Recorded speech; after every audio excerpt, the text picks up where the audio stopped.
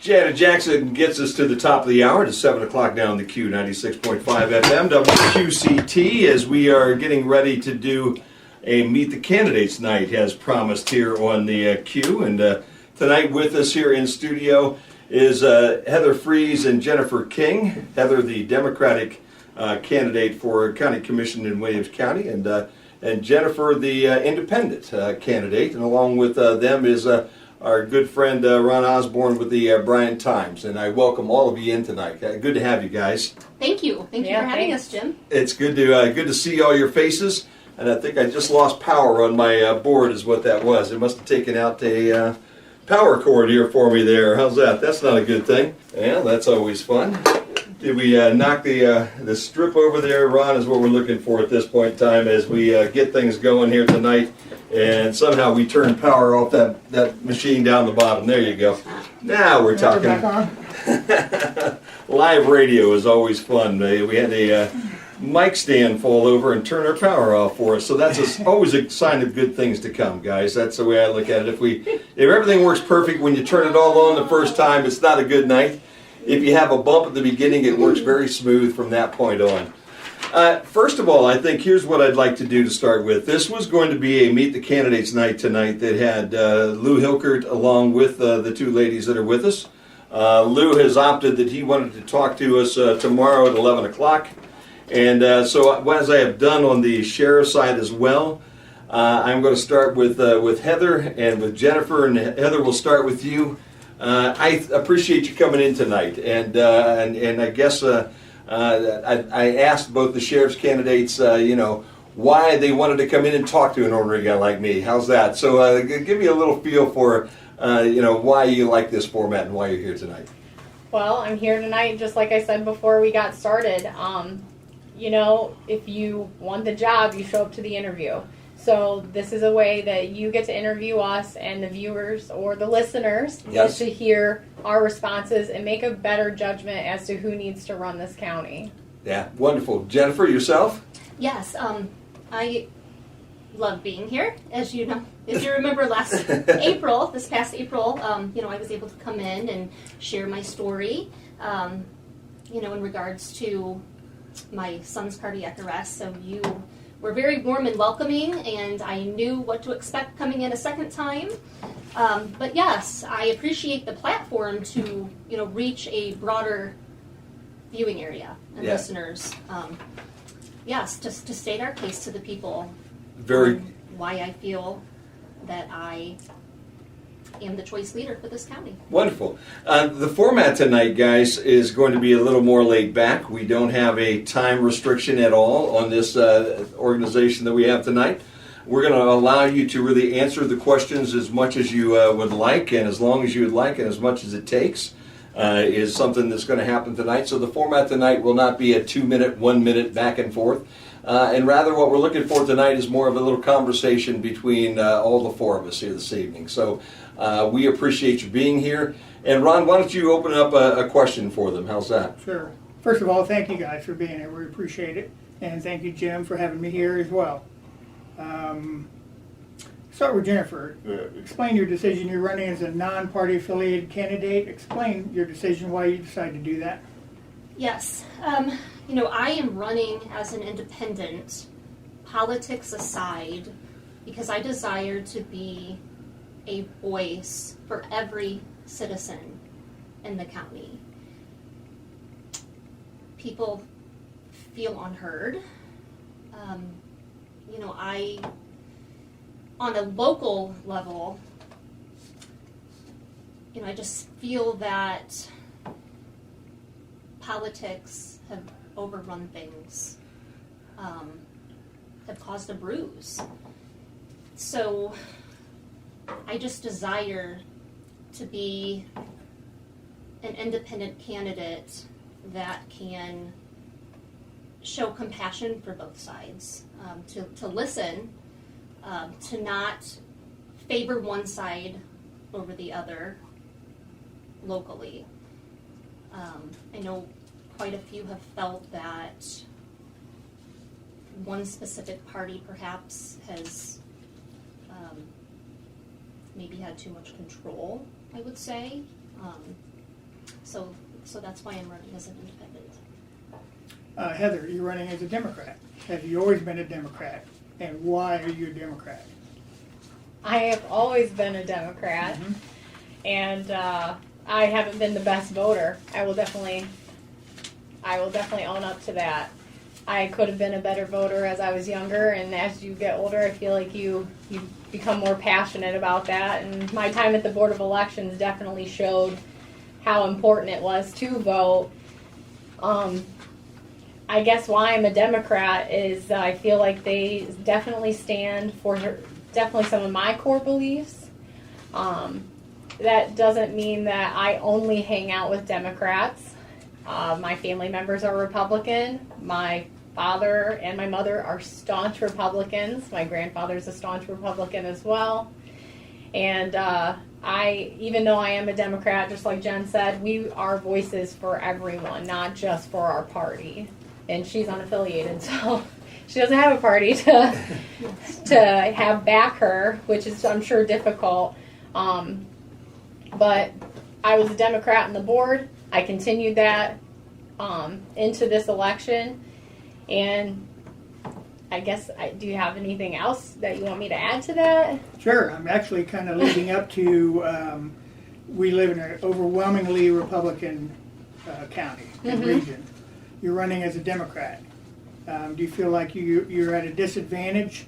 You love that question. And if so, how do you overcome that? Because I know a lot of people will vote straight ticket.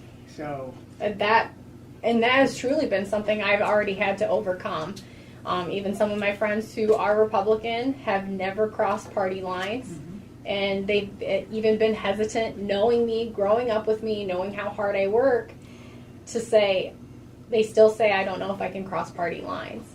And I'm hoping that I can change that mindset, because what has that party done for you specifically, especially at a local level?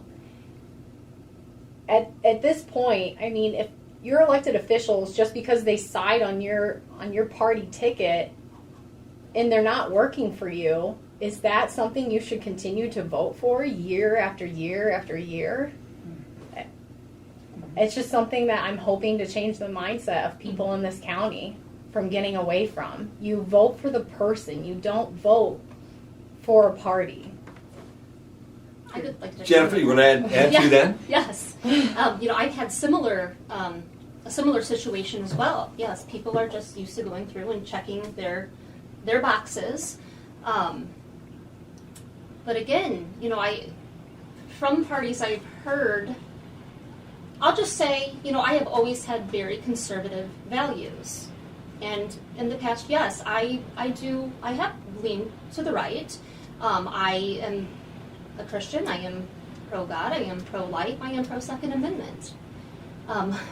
However, I have seen the ugliness of the local political parties.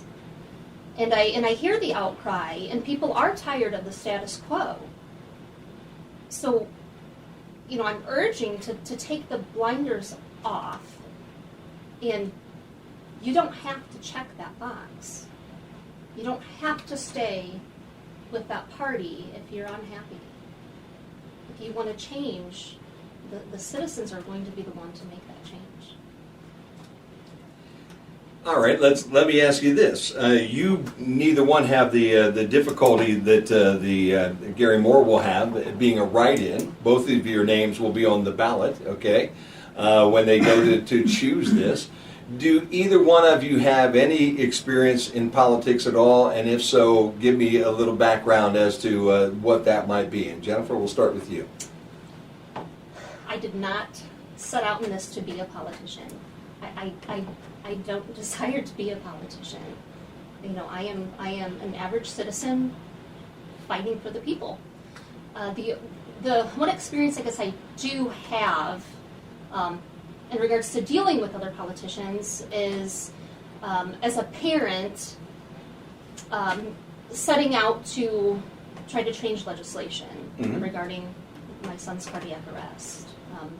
To set safeguards for youth at risk for cardiac arrest and survivors. So some of the things that you had to do at that time that you feel would help in this job that you are hoping to get. Could you explain those to us? Yes, I mean that required me, again with no prior experience. I guess I'm not understanding, when I hear from Mr. Hilkert how you have to have experience to have relationships or correspondence with state officials, state offices, even on a federal level. I don't find that to be true. As an average citizen, I picked up the phone and, I made the contact with our state rep. He is there to serve the people, and he answered the phone. And then Governor DeWine, I attended his advisory council meeting for foster care reform as well. I have made several phone calls to state officials. I have called Governor DeWine's office. I have spoke with the AG's office. So again, I'm not sure where experience comes into play there. I think it has to do with passion and determination and research and finding the answers. Mm-hmm. Heather, the same question. Give me a little background and why do you feel capable of walking in and taking over a county commissioner's job? Well, I did serve as the county board of elections. I know that they may not feel that that has any merit as to being a county commissioner, but I was able to perform elections for 25,000 people. I don't think 10,000 more people to serve is going to be that much different. And I am resourceful. My time there, I had a very limited contact with my mentor, which was the previous director. She had a full-time job. She couldn't always come in and cater to us when we had questions or needed answers or do minimal training. So it was very important that I caught up, and I caught up fast. And I had to do that a lot on my own and using the tools that I had that the state gave me. And I'm resourceful. So when they say experience is needed to get through this time, it wasn't needed to facilitate an election for 25,000 people. They just brought me in, and I was able to make that happen with my counterpart and with my mentor. I feel like I'm a good fit because I can pick up things quickly. Yeah. I would also like to say, I had experience through this pandemic and navigating the channels and ultimately reaching federal level guidance concerning PPP in our family-owned business.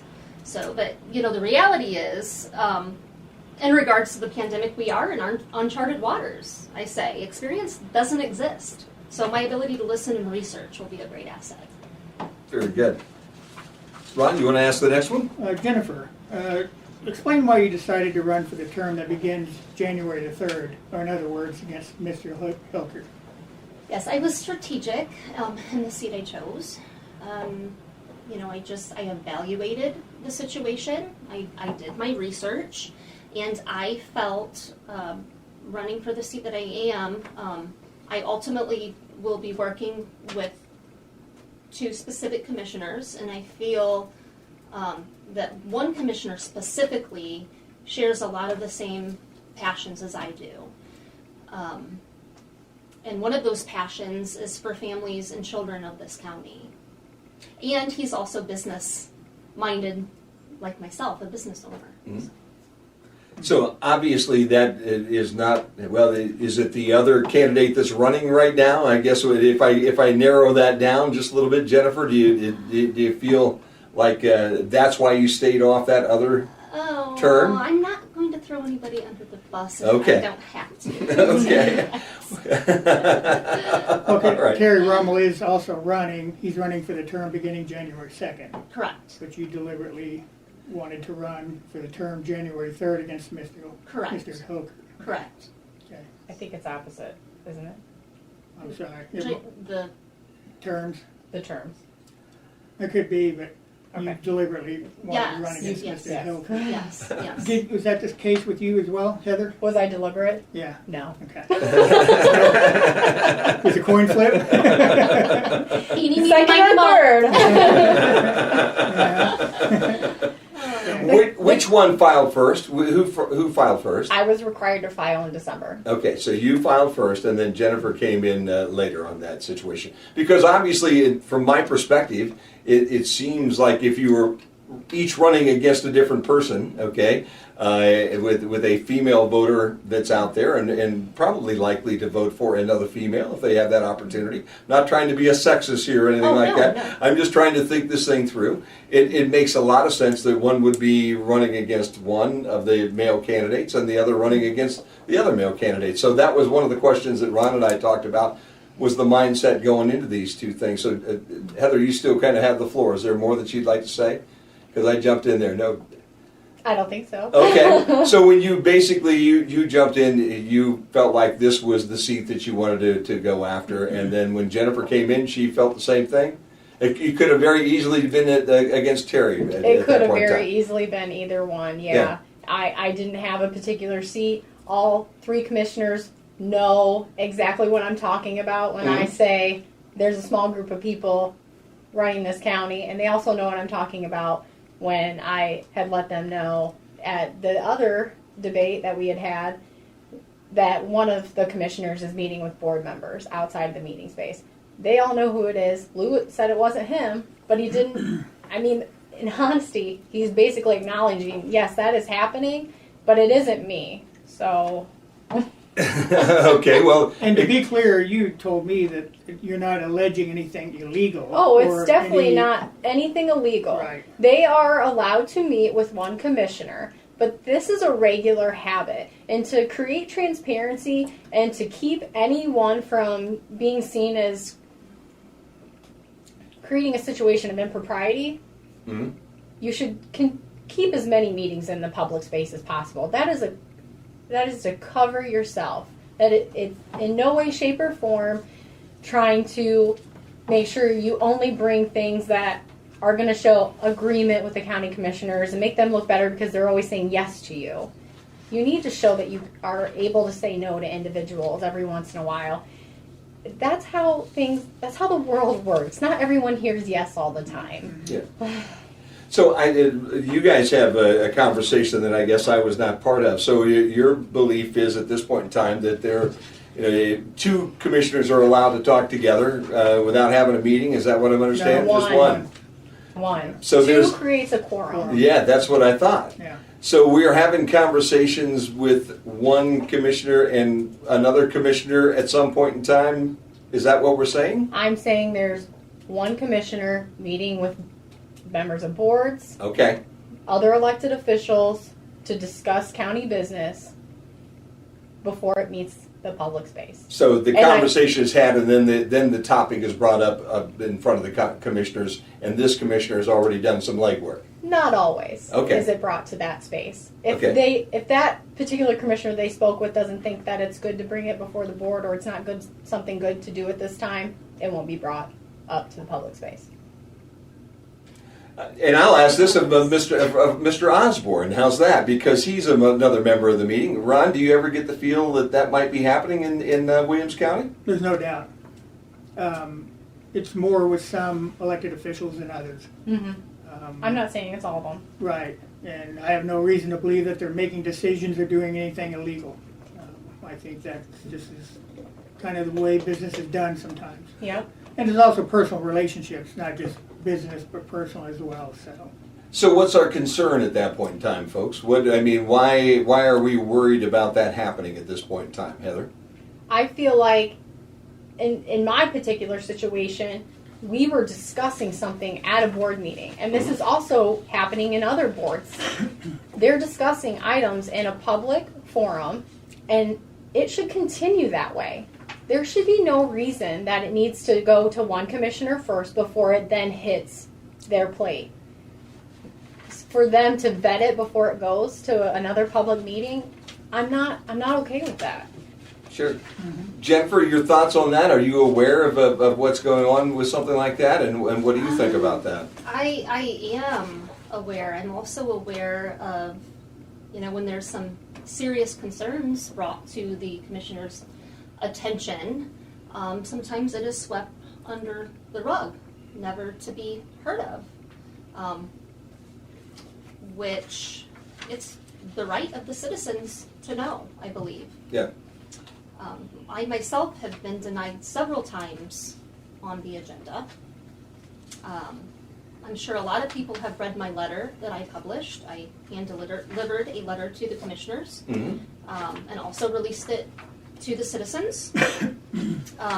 So for someone who has not read that letter or seen that letter, why don't you give us a good description, or I don't want you to read the letter per se because it looks like it's a couple pages long, but give me a good thumbnail discussion as to what went on and why you wrote the letter.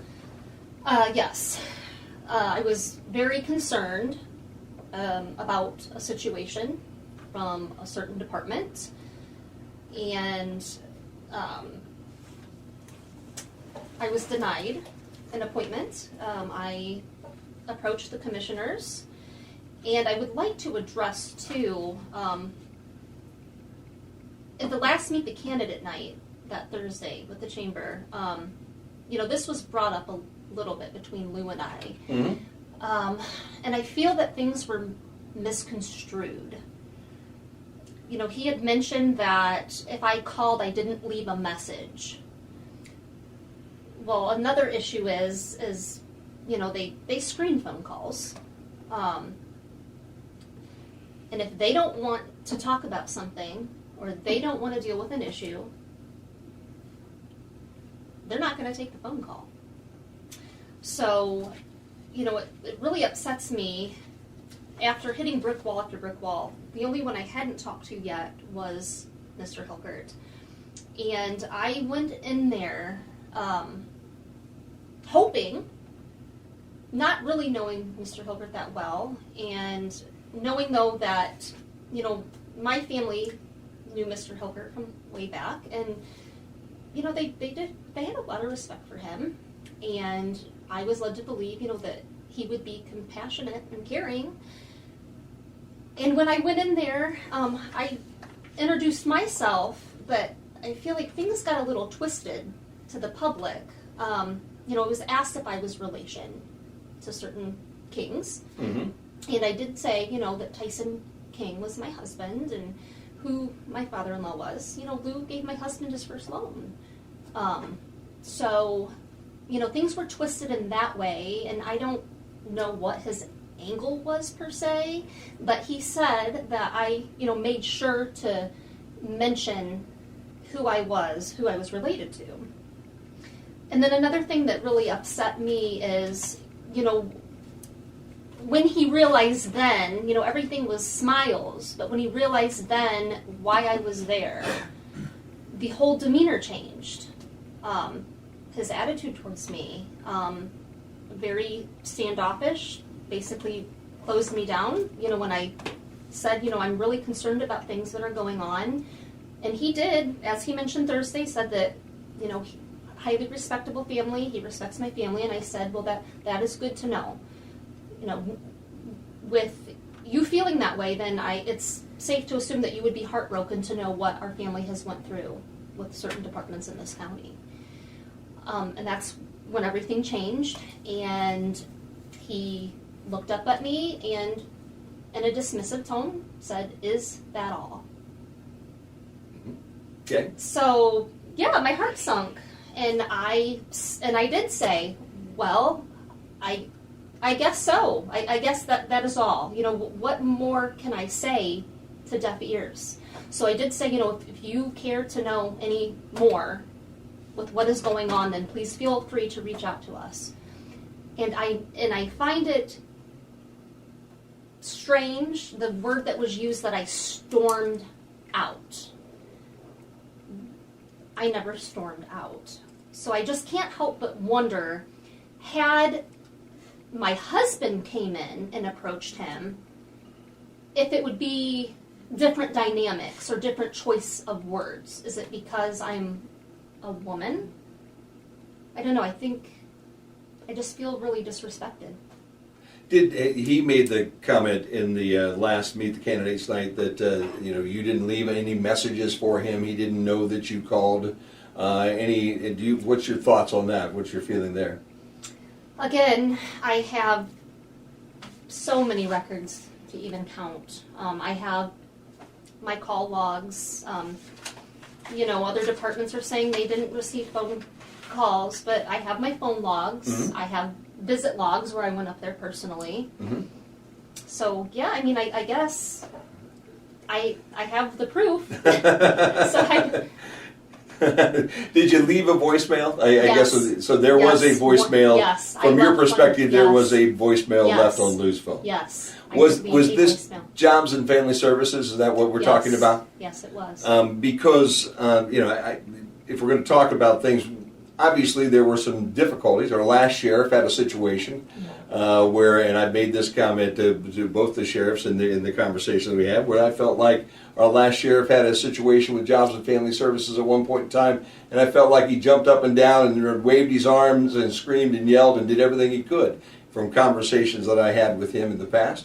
And he did not feel like that was taken up well with the commissioners. And then I found it really interesting the other day because if I don't know anybody that saw the Rotary clip that was they actually had the Rotary meeting the other day and they had a young lady there and I can't remember her name, so I apologize to that. Is it Shirley? Was it Shirley? Did you see that at all, Ron? No, It was I'm not sure. basically it would have been Scott Bard and his wife had adopted a young lady and her sister, I believe it was. I kind of caught it was up on Facebook, so if you'd like to go up on Facebook and take a listen to it. It was a very interesting conversation that went on that day because she was explaining how things worked and how young people who got hooked up into these placement agencies and into this entire system, first 85% of them end up in our prisons in Ohio, okay, which is a nasty thing.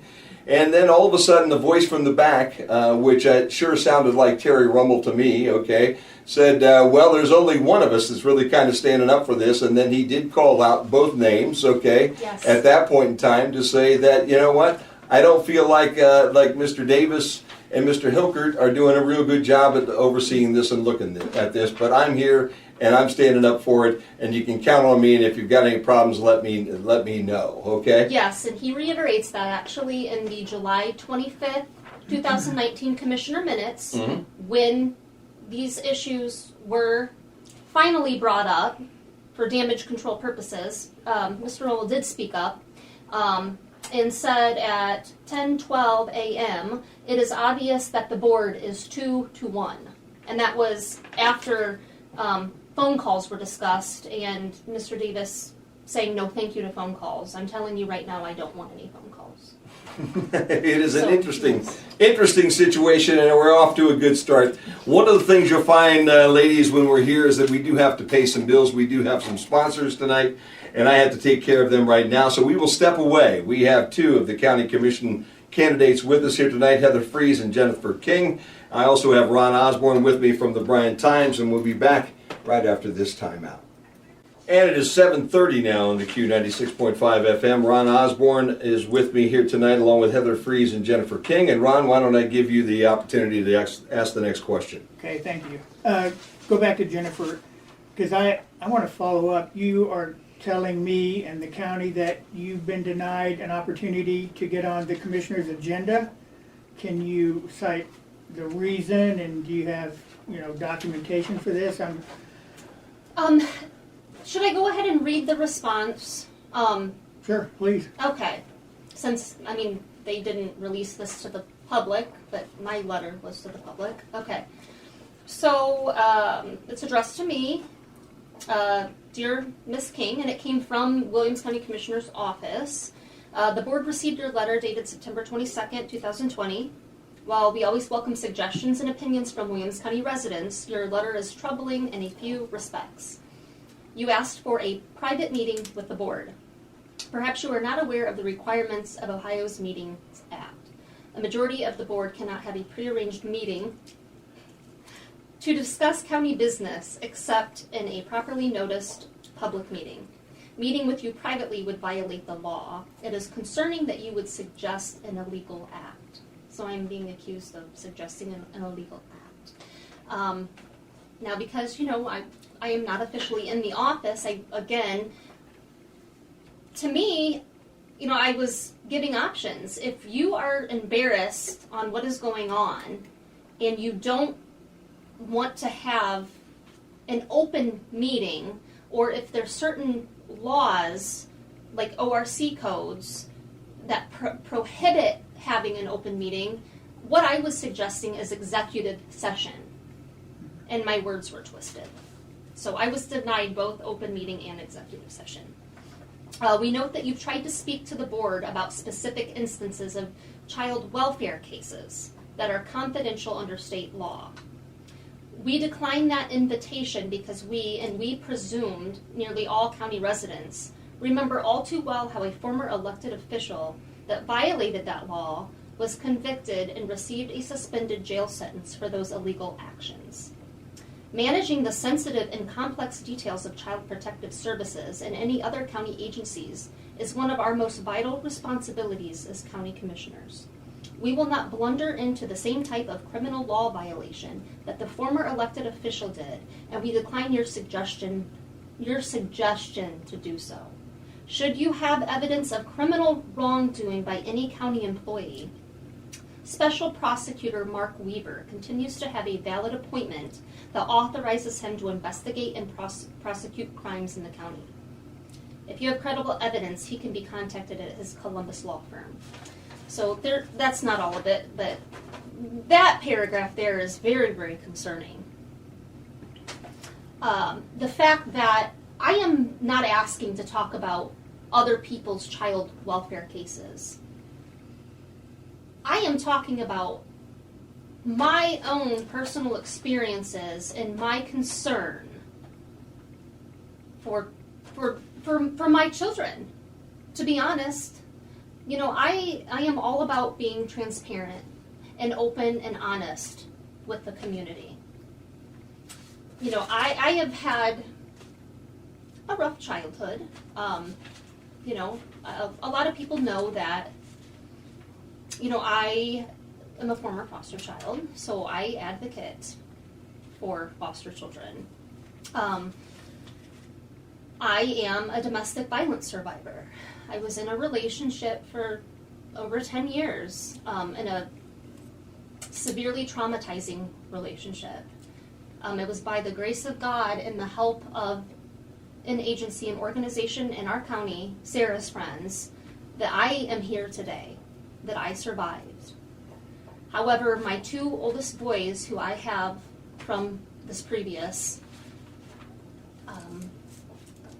are still stuck in the chaos. Mm-hmm. And I want to squash a rumor as well. I had a friend of mine, respected member of the community, happened to be at a restaurant in Montpelier a few weeks ago, overheard conversation.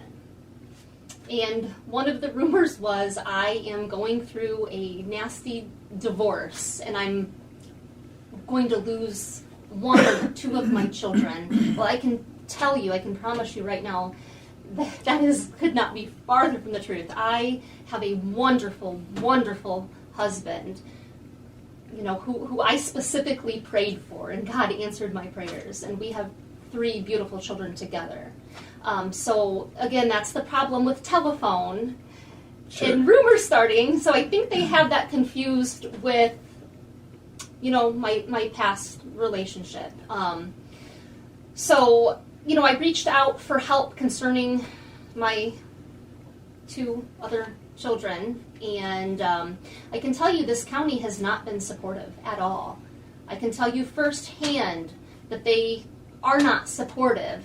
I don't care what they say. If they, you know, want to get up at the podium, meet the candidates night in February of this last year and say that they are for the children of this county and they are for the victims and their interest is justice.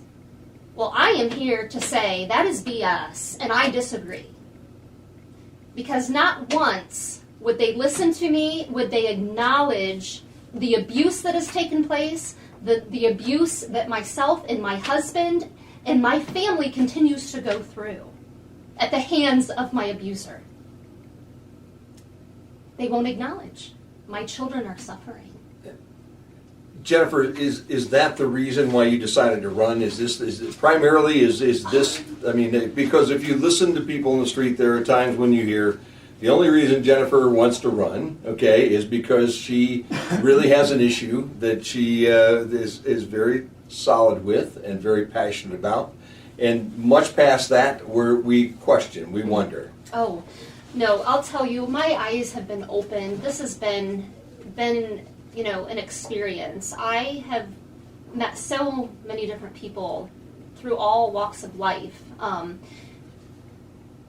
we have a connection with being vulnerable and sharing stories. And, I just listened to a farmer who approached me last week and told me, his concerns and what he's dealt with and land issues, how he, approached the commissioners, and it just fell on deaf ears. He wasn't heard. So he took it upon himself to do what he needed to do and went to the state level to get his answers. So I'm concerned being a business owner, and having employees. I'm concerned about our economic development.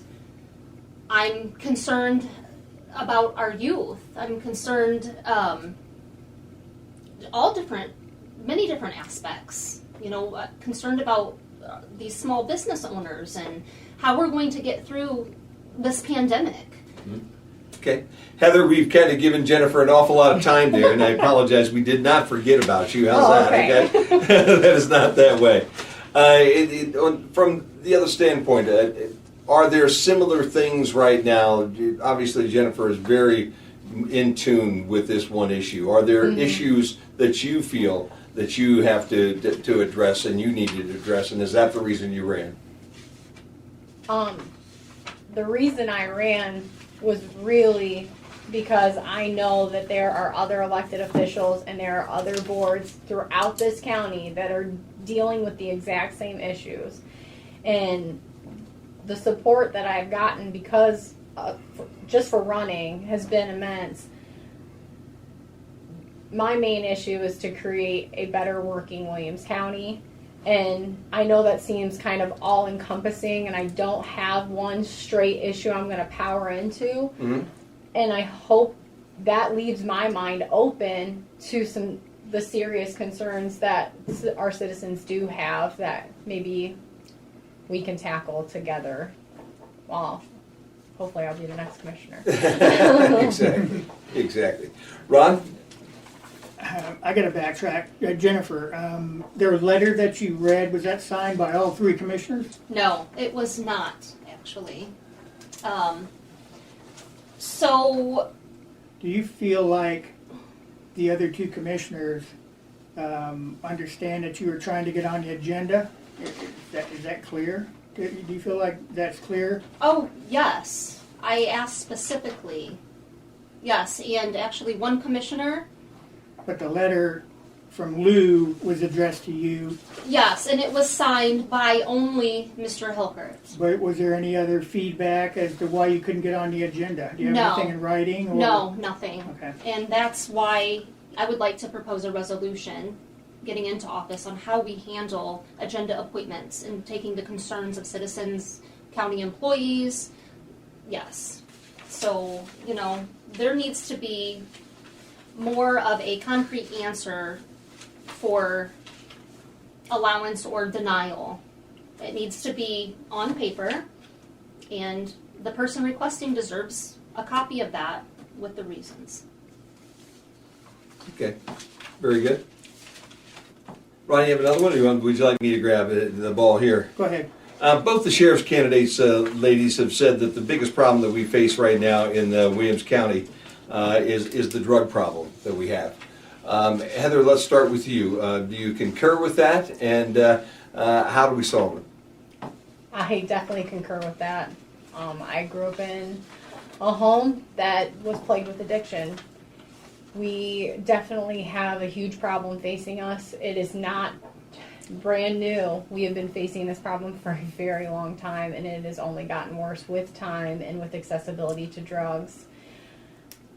I do not have a straightforward answer as to how we combat this, other than relying on the new things that we've put in place to try and hope that creates some change, like the mentorship program that they're trying to get started here in town, or I shouldn't say in town, but in Williams County.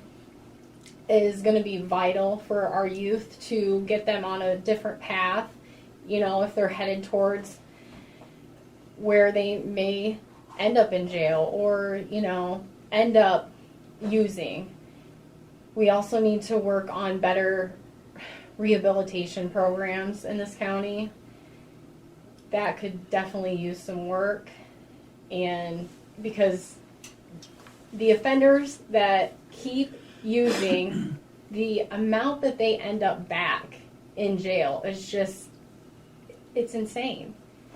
We're not doing them any service by how we're doing it now. We've got to find a better way, and we need to find it fast. Jennifer, do you concur with what Heather said and the sheriff's deputies? Absolutely, Yeah. absolutely. And I myself, yes, my father, I can probably count on my hands how many times I've seen my father. I, didn't have that male role model in my life growing up, and the drugs and alcohol, and he abused my mother. And I think one of the things that we need to focus on, like Heather had mentioned, I'm aware of the mentorship program for the county, but we really, really need to be focused on breaking the cycle. We need to break the cycle. Also, I feel that we have a deficit in mental health, with mental health in our county as well. So it's going to take a team effort approach for sure, with various departments, Adams Board. So yes, I completely agree with Heather on where we stand with the drug issue. Very good. Ron? Let's talk about physical issues. What's your understanding, Heather, of the physical condition of the county? So I'm going to repeat kind of what I said back in the last debate that we had. The county bounced back really well. We were very fortunate to bounce back the way that we did, especially with how the outlook was projecting early on in March and April. I do have concerns for certain departments who their revenue funds aren't going to bounce back. There's just no way, with gas tax and everything. There's no way to bounce back from that. You don't have people going, oh, we can get out now. Let's just double up our gas consumption. That's just not how a pandemic, unfortunately, works. So I do feel like there will be certain departments that will not bounce back as well as the county has. Jennifer? Yes, okay. So, I believe that we are pretty stable right now, and I would like to clarify from the last Meet the Candidate night, I had mentioned that we had just paid off a building, which amounts to about $700,000 a year. That is, I knew what I wanted to say. They're the same vicinity, side by side, but I just had the Dunn North building in my head. It's not the Dunn North building, it's the East Annex building. Okay. So, that helps a little bit there. But, more than ever, we need to really be focusing on keeping it local, shopping local, supporting our local businesses. I think that is going to be one of the key factors. Tell me the top 2 sources of revenue for the county, Heather.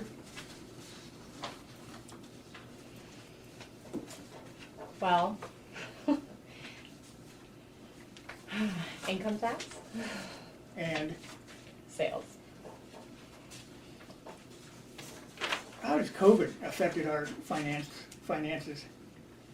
You mean in those revenue streams, Right, in or revenue in streams, all right. revenue streams? In the 'Cause- revenue streams, what's your understanding, yeah? Okay, so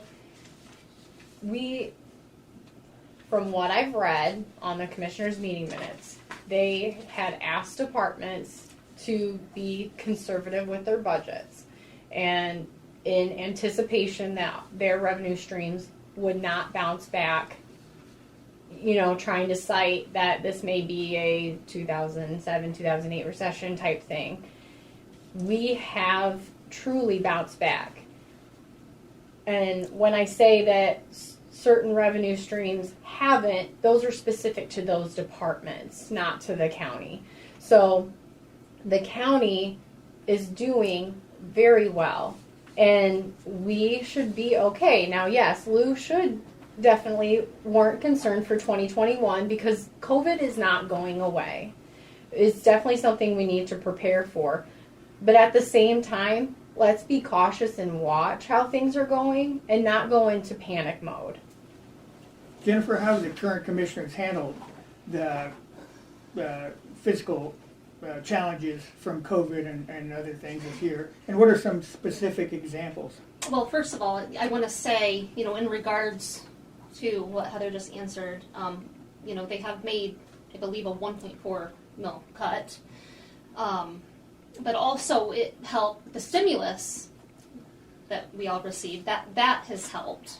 It wasn't, we're doing better than expected. As far as COVID leadership, I feel that at one point the commissioners were on a reactionary track versus precautionary. I, along with my husband, we were proactive at the forefront of getting the ball rolling and bringing in PPE to our county during the pandemic, trying to get ahead of the curve. We had reached out to state officials, and knew that there was many in need of help and needed the PPE, and it was, again, one commissioner was all for it,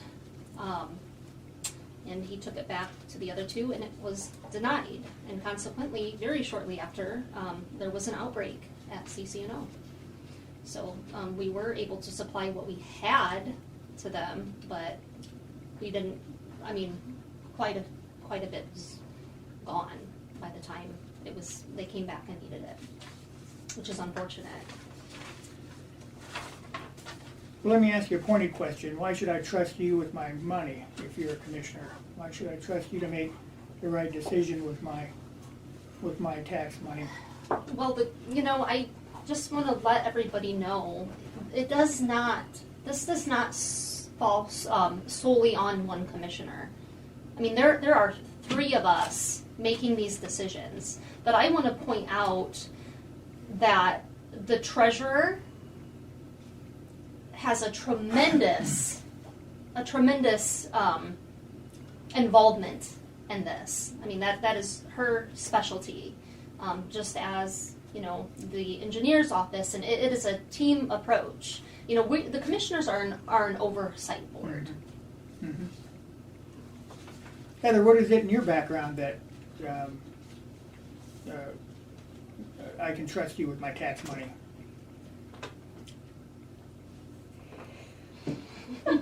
Yeah. Just the way you're asking that is so weird. I think it's one of the most important things that the commissioners do is oversee and make decisions about our money. Let's be clear, though. Yeah. They oversee that. Right. And and I can only speak to the last three auditors and the last three treasurers, because those are individuals I have personally met.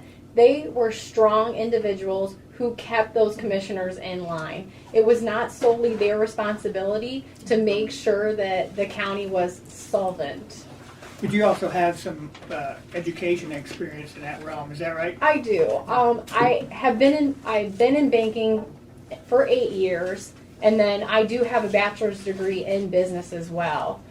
So yes, my background does help with those things. And also, when I was on the Board of Elections, I did oversee a budget of $250,000 to $300,000. But that is not all that the commissioner does, and that is not entirely what they focus on a day-to-day basis. They have an auditor and a treasurer who are extremely strong women in those positions right now who keep them in line.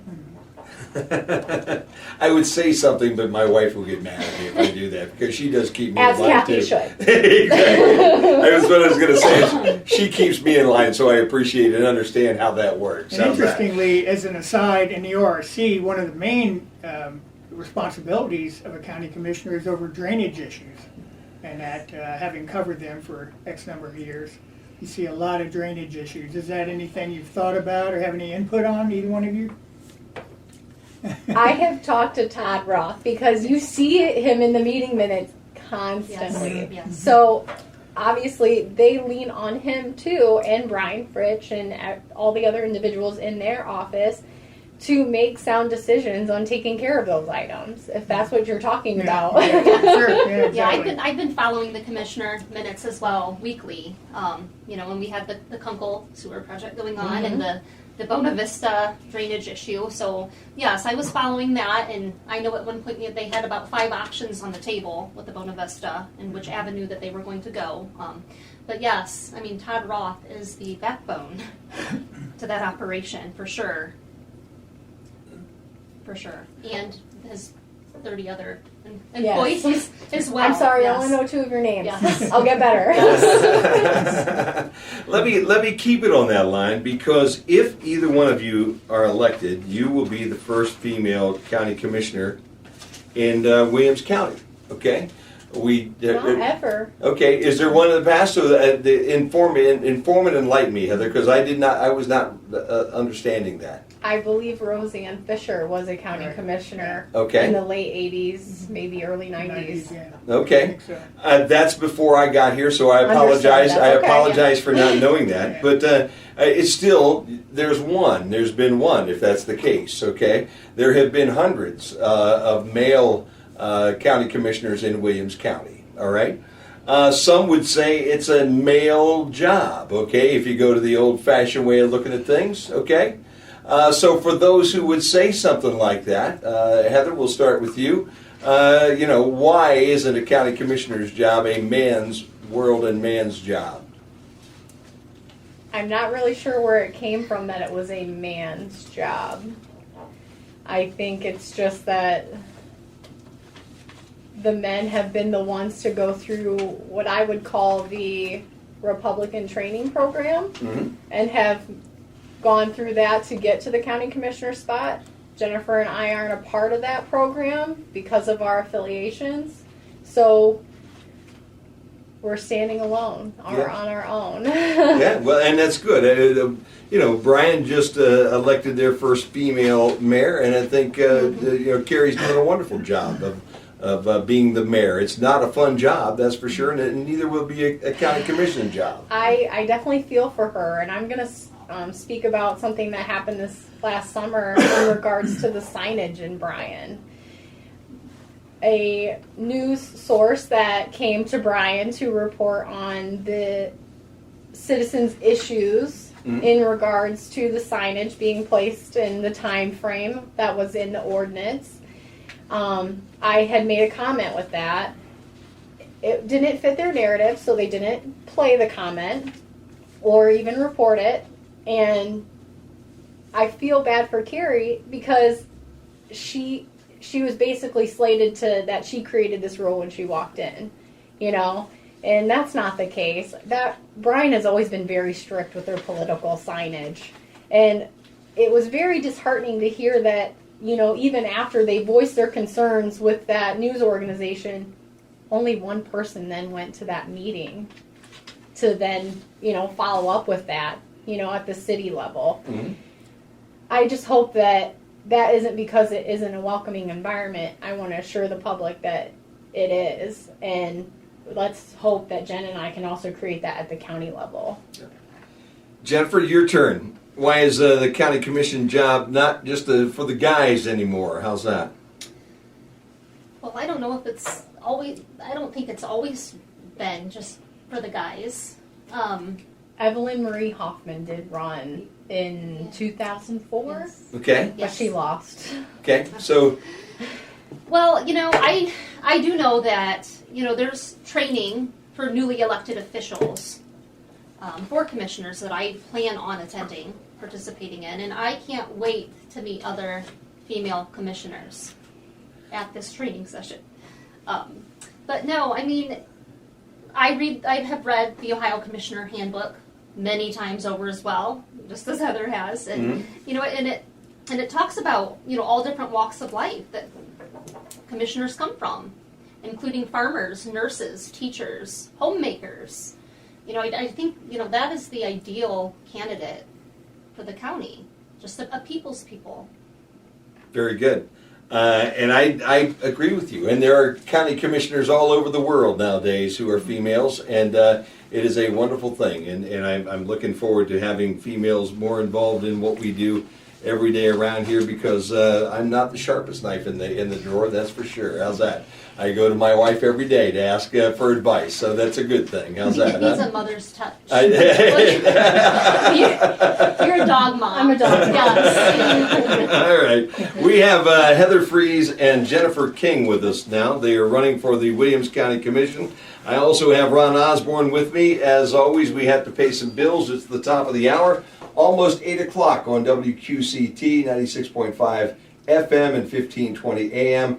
Back with our final 20 minutes to a half an hour with both of our candidates after this timeout. Back here with two of the County Commission candidates. We have Heather Fries and Jennifer King with us tonight, and it's all being brought to you by Culligan Sales and Service of Northwest Ohio, the Bryan Area Chamber of Commerce Holiday Decorating Committee, by the Midwest Community Federal Credit Union, and by the Main Stops of Northwest Ohio, along with American Family Insurance, whose local agent is Danielle Van Atta. All right, guys, let's move this thing over, and let's move it to an issue that was discussed the other night in the Meet the Candidates night, and that takes us right downtown Bryan with the Dora issue, because I think that's something that I know the city council kicked back and forth quite a bit, and with the courthouse being right in the middle of our downtown, our lovely downtown, and the county owning quite a bit of ground that would be nice to have as part of that Dora community. Let's talk about it a little bit.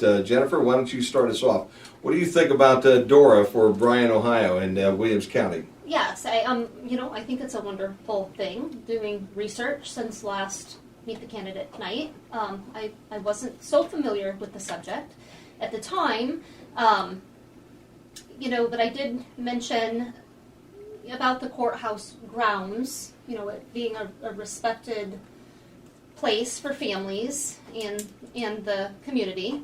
And I just find it interesting that Mr. Hilkert had mentioned that, it's not up to the commissioners to decide, that it should be up to the people, that we should put it on the ballot, let the people decide. I find that very interesting, considering the Williams County Alliance with the Charter Initiative wasn't shown the same respect. Heather knows quite a bit about that as well. We have both watched. Yeah, we both watched it kind of unfold a little bit and dove into it.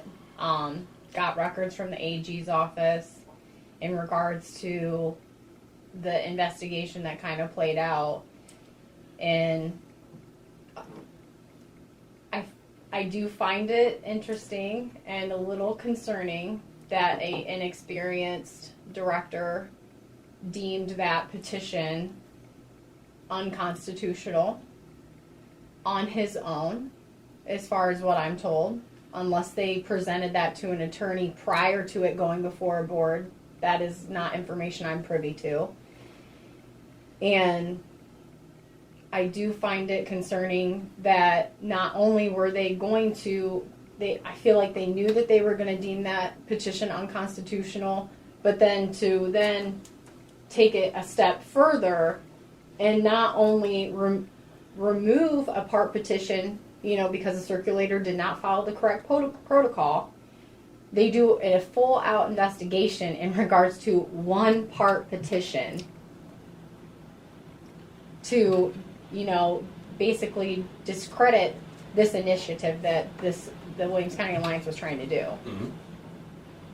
Where do we stand with that from your guys' perspective right now? Are we on the right path? There's now a study underway to see what how much water is in the aquifer, and maybe to come up with a plan to be able to deal with that. Heather, you want to take that first? Yeah, sure. I do know that with some things that have happened on the state side, they are doing more studying of our aquifer, and I believe that really just kind of ramped up this last summer.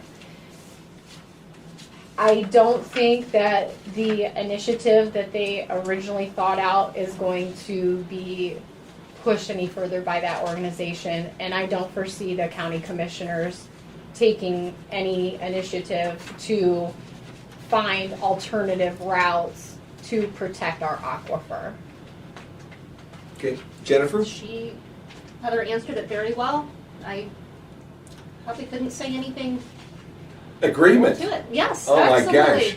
Ron, Yes. how many times do we have political Heather candidates and I, yes, we agree on. that honestly could come to an agreement? Wouldn't that be a Yes, nice we got situation, it. huh? That's all right. Yes. We're gonna agree every once in a while. Yes, absolutely. I think that that's a wonderful thing because, in my opinion, personal opinion only, that is one of the problems that we have in politics right now is that we cannot overlook the D or the R or the I Yes. that's next to the politician and work with them across the Yes. aisle, and instead all we do is point fingers and say, it's your fault. Trying to one up Yeah. Yes. constantly. I agree. Yeah, no, I and have great respect for Heather. I think she's a wonderful person. I don't feel that she is that extremist party goer by any means. And our common thread together is we both have the best interest of the county at heart. Yeah. And to comment further on that, Mhm. working at the Board of Elections, they beat that out of you. Yeah, yeah. There is no standing for your political beliefs when you walk in that office. You are a nonpartisan official running under your respected party, but no one knows who you are when they walk in that door. They don't know if you're an R or a D, and that's the way it should be. Yeah. So speaking to that, and I'll give it back to Ron here in just a minute. How comfortable are you that the vote count in Williams County this year is going to be accurate, correct, and with no outside influences? Do you feel like we're going to have a fair election here in a week? What do you mean by outside influences? I don't know. Every time you listen to the President of the United States at this Gotcha. moment, okay, Gotcha. his claim is that some bad guy is going to be out there, and maybe it's a bad gal nowadays too. I shouldn't say guy. Okay. Any fear of that, Heather? Absolutely not. I can speak highly of Ohio elections. They're done completely offline. The only thing that is even remotely kept online is the voter registration rolls, and that's so that each county can communicate with each other and transfer those voters and making sure that those voters have an easy transition going from county to county if they decide to move throughout the state of Ohio. Our election results cannot be tampered with because of how strict we are with making sure that all those systems are kept offline.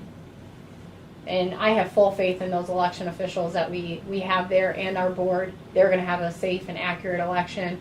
And I feel sorry for them that the state is probably not going to let them go until 1, 2 o'clock in the morning. Yeah.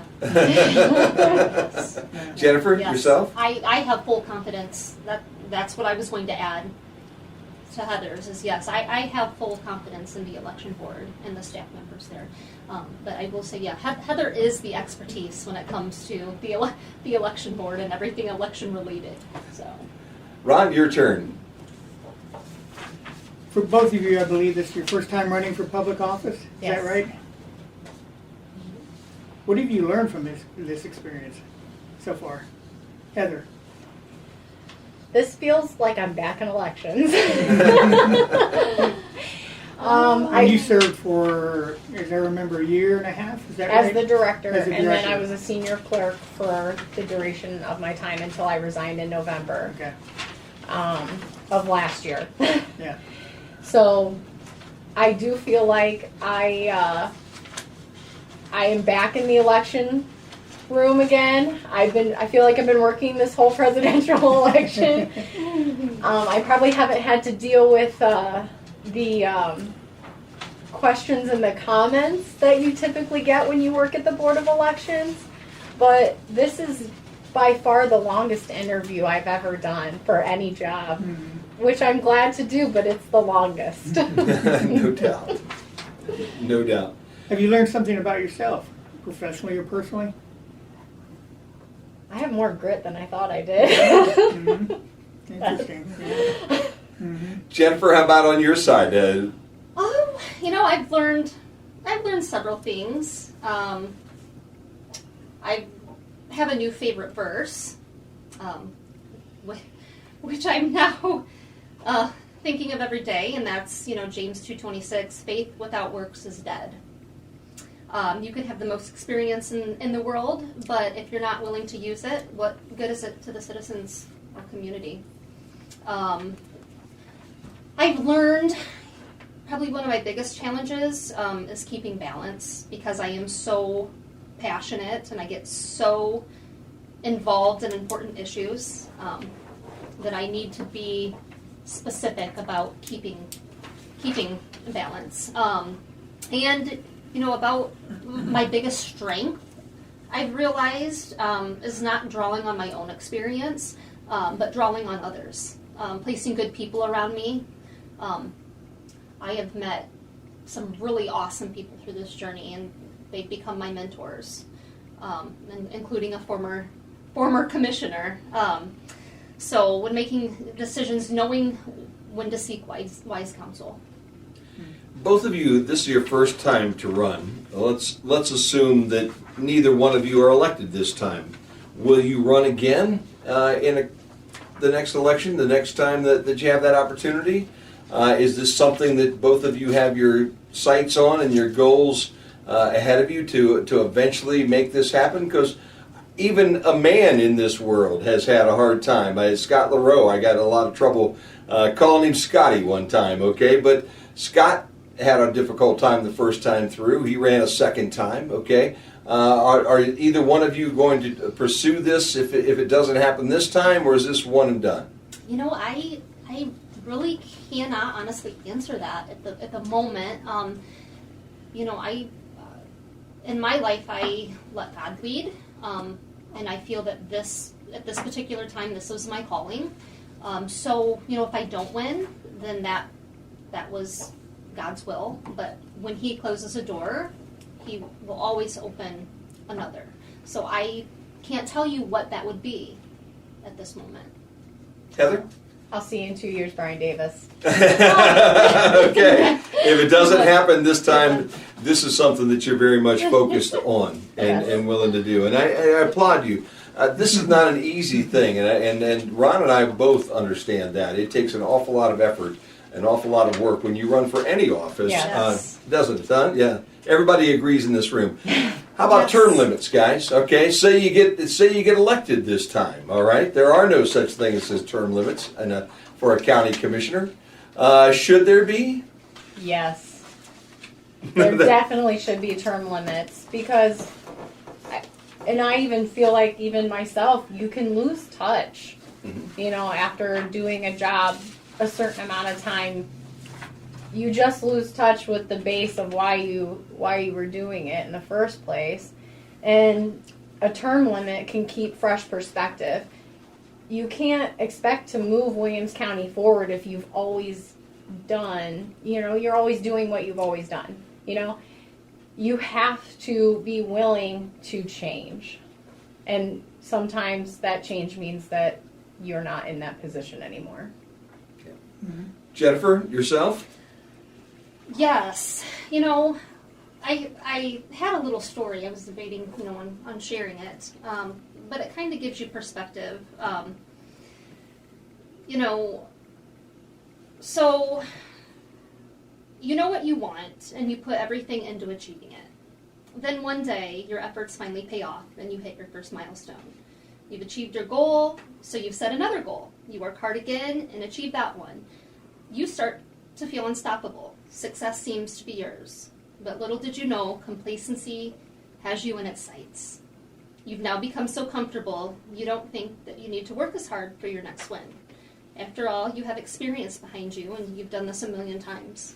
So you stop working as hard, your performance slips, and it's at this very moment, you head straight into comfort zone. We've all been there, a place where things feel easy and doing your job feels effortless. You are working, but you're not pushing yourself. You never feel struggle, and everything feels comfortable. When you're in this comfort zone, it's really hard to push yourself to leave. And I think that correlates a lot with term limits and overseeing their stay. Like I had said, I only desire to serve the people as long as I am effective and no more. Okay, Ron? So if there are term limits, what would they be, Heather? Well, I'm not the one to decide that on my own. That would definitely have to come at a state level to be implemented. I think 3 terms is enough. I also... And they're 4-year terms, that's 12 years. Correct. But Jen says it best. I mean, you should only serve until you're effective, but who are we to decide what that term is to be effective in county government? That definitely is a decision that needs to be made by more people than just us as the outside looking in. But definitely agree on the term limits for lots of offices that don't currently have them. Now I want to go back over some ground. Again, we, in discussions with you guys, talked about the DORA. Mr. Hilkert said, I don't want to make the decision. I would rather take it to the people for a vote. But I didn't hear the same talk about that when the Williams County Alliance brought their suggestion to the county. What do you think's behind that? Jennifer? What do I think is behind it? By them not putting it towards the ballot? Yes, right. In the same open way that they did with the DORA, or willing with the DORA. That's going to have to be a question, I guess, if you want answers to that, you'll have to ask them, because I have no idea at this point what is going through their mind and, exactly what the agenda is here. Heather? I know that they did openly oppose it, tapping into the aquifer in a public session. But I would have to agree in our earlier conversation that they didn't show the same push to try and get this on the ballot to have the voters decide. And I think that's where I want to leave it. Okay. I think that's where I want to leave it. Okay. Or you could reach out to their legal counsel, their special prosecutor on retainer. He might be able to answer your questions. Do you have anything you want to share on that? Oh, just the fact that, again, it just blows my mind. I hear that victims assistance is at a deficit, but yet, we have spent an upwards now, I think it's a little over $100,000 on special prosecution cost. These last couple of years have been pretty litigious. Yes. And even as an average citizen, that was the response to me, that I need to reach out to Mark Weaver. So I guess to me that's a conflict of interest, because if that is their attorney that they have on retainer, it's almost like, filing a complaint with JFS. There's no checks and balances. They essentially investigate themselves. So really, I'm going to call your attorney to complain about you. How does that work? I'm not sure. So is that the avenue that average citizens have to take when they have a grievance or concern? Has that been your experience? Yes, that was in his response letter. Yes, I'm sorry. Yes, to reach out to Mark Weaver, correct, out of Columbus, which I had called Mark Weaver, and again, he doesn't return phone calls either. Yes, I was calling because, and here's another whopper, I don't know how many other citizens out here in Williams County have had BCI show up at their door. But yes, I did. So I believe it was a bullying and intimidation tactic. Well, tell us more. What's the background on this? Yeah, so I was a witness for our former sheriff in the intoxication of a former supervisor on duty. Supervisor for who? JFS. Okay. And filled out a police report. That was pretty much all covered up under the rug. That's what this, the agenda meeting minutes from July 25th were, and why I approached the commissioners. Because, several department heads, JFS director, as well as the commissioners, basically interfered with our former sheriff doing his duties and his job. So I would have been a witness. It happened at the sheriff department. I filled out a police report, and then I proceeded to try to get answers from our commissioners with what was going on. They basically swept it under the rug, were disingenuous to the public. So that's when they decided to use me. You know, they knew that I was fighting tooth and nail for my 2 older boys. I was very concerned about them. I had been treated very poorly by my boys' father. We have received death threats. Our home has been damaged. Our car is vandalized. And again, reaching out for help against this. My children have been weaponized and used as tools against me. So there's no help.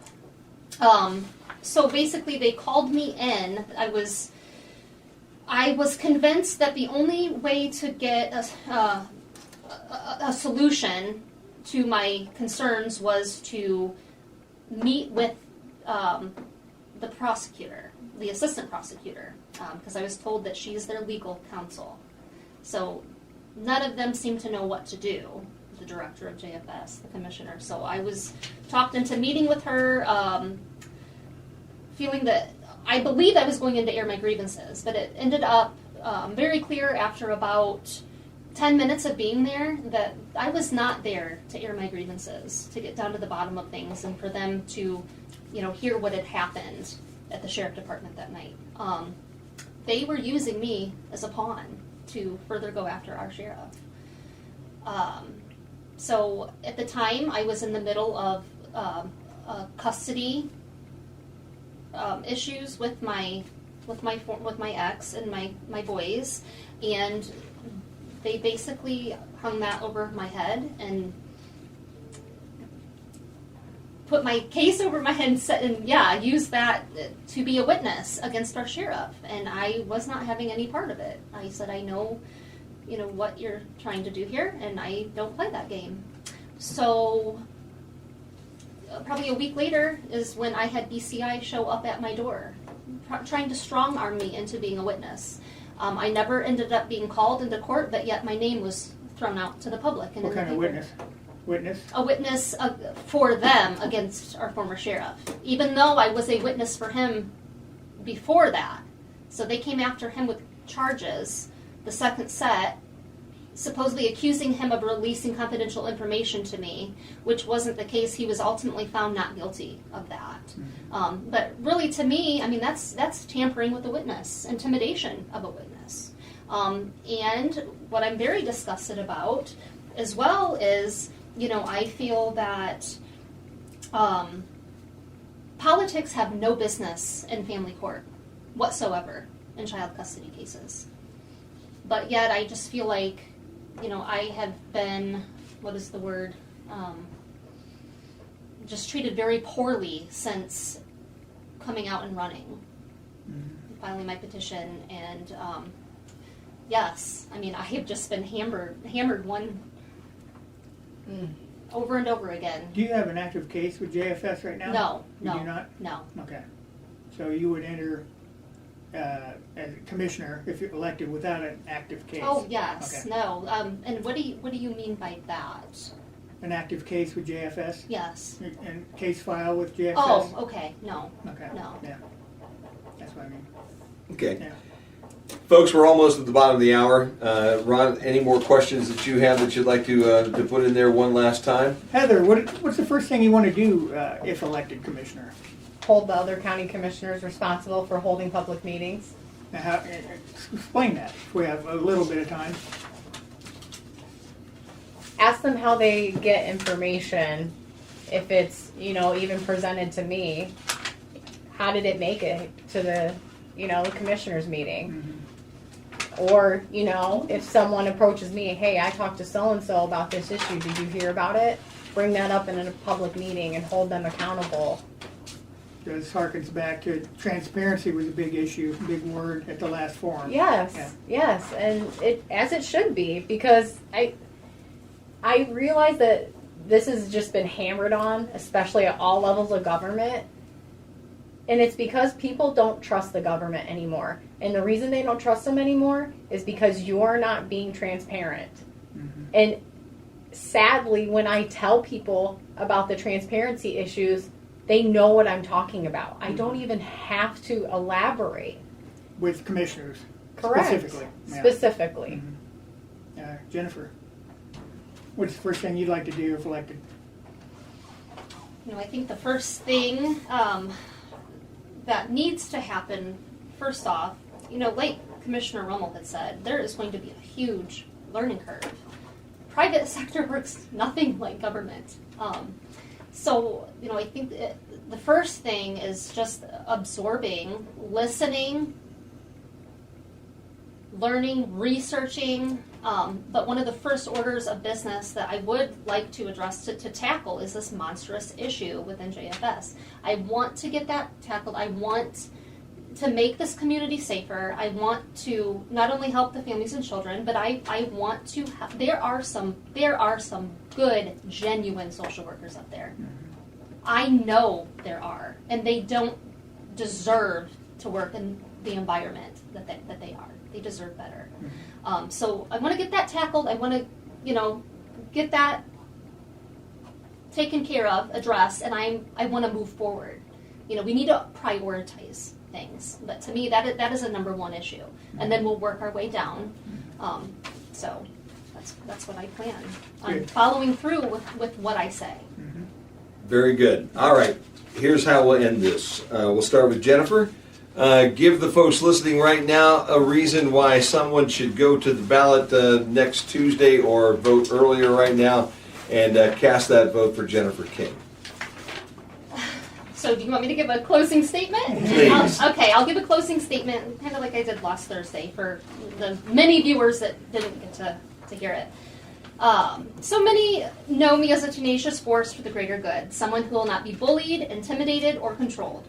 I do not need this job, but I am confident that the county and its people need me or someone like me. I have the ability to connect with others on a personal level in my genuine compassion for people and their hardships because of my own life experience. I've resolved to be the kind of person for others that I once needed in my most difficult times. I wouldn't be standing before you today with the privilege to address the people of this county if it wasn't for the grace of God and the opportunity I've had to break the cycle. Everyone deserves the same. Mr. Hilgert may have a few notches on his belt from terms served, but I question the amount of blood, sweat, and tears he's invested into any of his campaigns or position. Mr. Hilgert was appointed into this position by his party in 2007 due to the retirement of a former commissioner. If Mr. Hilgert wins this election, how do we know there won't be a repeat of 2007, with Mr. Hilgert following in his predecessor's footsteps, guaranteeing yet another party appointments undecided by the people? Electing me will serve an eviction notice to the Good Old Boys Club of Williams County. Jennifer King, for Williams County Commissioner. Very good. Heather? My time at the election board made me really aware of the issues that other boards and elected officials were facing on getting the work accomplished. I love that the commissioners keep saying that the government moves slow. Well, our world moves fast, and we need to keep up. And I'm ready to move this county forward. And in order to do that, there's a small group of individuals that are running this county, and it needs to break up. Our quickly changing community needs leadership that is going to listen, show empathy to their concerns, and execute responsive and responsible county government. I know this county, and I'm aware of the challenges our citizens are facing and their needs. It is imperative that we find new and better ways to communicate and connect with these people to move Williams County forward. I am Heather Freese, your next Williams County Commissioner. Very good. Heather Freese, Jennifer King, thank you very much. Ron Osborne, I'm sure you will cover this in the paper as well, probably tomorrow or Thursday. Thank you, both candidates, for showing up and being open and honest with us. We appreciate it, and thank you, WBNO, for the opportunity. No doubt. We appreciate having you guys all here today. That'll wrap it up for us. We thank our sponsors tonight, your local American Family Insurance agent, Danielle Van Atta, the Main Stops of Northwest Ohio, Culligan Sales and Service of Northwest Ohio, Midwest Community Federal Credit Union, and the Bryan Area Chamber of Commerce Holiday Decorating Committee. With that, we're back into Classic Hits on the Q, 96.5 FM. Don't forget Lou Hilkert will be with me in the morning at 11 o'clock here on the Q.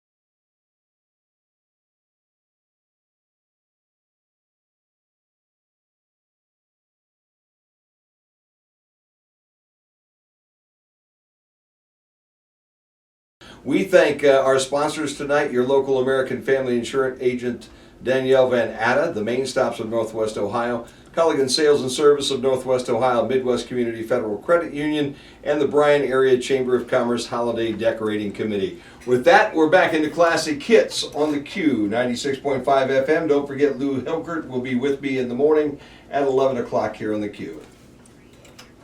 Hard as you do at Midwest. All right, guys. That's going to be interesting. We're built for Yeah, we'll hard see. Americans.